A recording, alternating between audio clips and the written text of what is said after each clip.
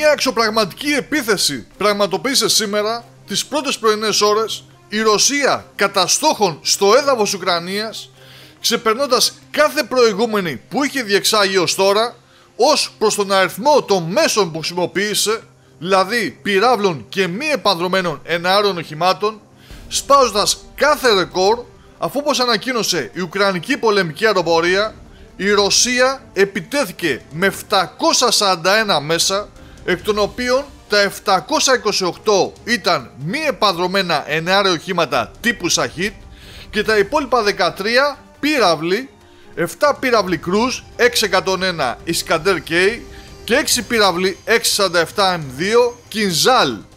Ο κύριος στόχος ήταν στο Βόλιν, η πόλη Λούτσκ. Συνέχισε στην ανακοίνωσή της Ουκρανική πλευρά, λέγοντας ότι από αυτά κατάφερε να εξουδετερώσει τα 718 και πιο συγκεκριμένα 711 UAV και τους 7 πυράβλους 601 Παύλα Ισκαντέρ K, αφήνοντας να εννοηθεί ότι και οι 6 περιεχητικοί πύραυλοι Κινζάλ βρήκαν τους στόχους τους. Από την πλευρά της η Ρωσία ανέφερε σε ανακοίνωση που εξέδωσε το Ρωσικό Υπουργείο Άμυνας ότι η απόψινή μαζική επίθεση πραγματοποιήθηκε με πυράβλους που εκτοξεύτηκαν από εναέρια μέσα συμπεριλαμβανομένων υπερηχητικών πυράβλων Κινζάλ και από μη επανδρομένα εναέρια οχήματα, τα οποία και χτύπησαν υποδομές στρατιωτικών αεροδρομίων. Ο στόχος της επιδρομής επιτεύχθηκε.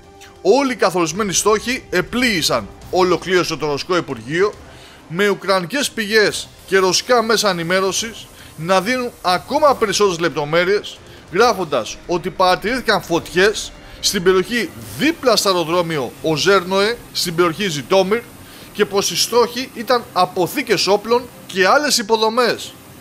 Ότι όντως, όπως ανακοίνωσε και η Ουκρανική πολεμική αεροπορία, χτυπήθηκε η πόλη Λούτσκ και πιο συγκεκριμένα βιομηχανικές επιχειρήσεις, κάτι το οποίο επιβεβαιώθηκε και από τον δήμαρχο εκεί, με τη μεγαλύτερη πιθανότητα να είναι ότι επλήγει το εργοστάσιο Motor, το οποίο ειδικεύεται στην επισκευή κινητήρων αεροσκαφών.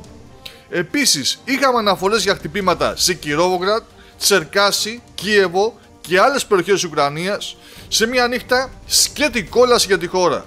Είναι γεγονός λοιπόν ότι, όπως είπαμε και χθες, η Ρωσία έχει πλέον τη δυνατότητα να χτυπάει την Ουκρανία με πολλαπλάσιο αριθμό UAV από αυτό που χτυπάει το Κίεβο τη Ρωσία. Και αυτό φυσικά σημαίνει μεγαλύτερες απώλειες για τους Ουκρανούς. Ενώ τέλος θα πρέπει να τονιστεί πως αρκετοί πιστεύουν ότι αυτή ήταν η απάντηση της Μόσχας στον Αμερικανό πρόεδρο Ντόναλντ Τραμπ για τις πρόσφατες δηλώσεις του περί ανοησιών που λέει ο Πούτιν και περί αποστολής στρατιωτικού εξοπλισμού στο Κίεβο. Μια εξωπραγματική ρωσική επίθεση λοιπόν και ταυτόχρονα μια ρωσική απάντηση στον Τραμπ.